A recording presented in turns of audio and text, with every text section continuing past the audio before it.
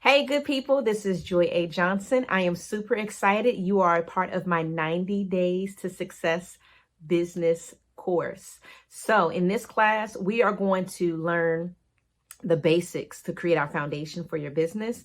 We're going to figure out your wheelhouse. What are you good at? What are your gifts? What are your talents? What are your skills? Just your everyday things that you're like a super badass at, right? And with this, it's going to help create a great foundation for your business so that we know how these things can translate into skill sets that help your business grow. With the 90-day course, you're going to have all month to work on section 1, which is your entrepreneurial dream.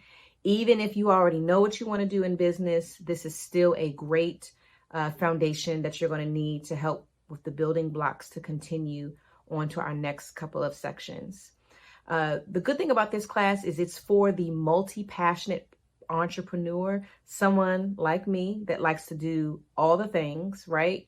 Several things that may not match, they may match, but this course is also going to be great for people that have no idea what they want to do or they have no idea where to get started.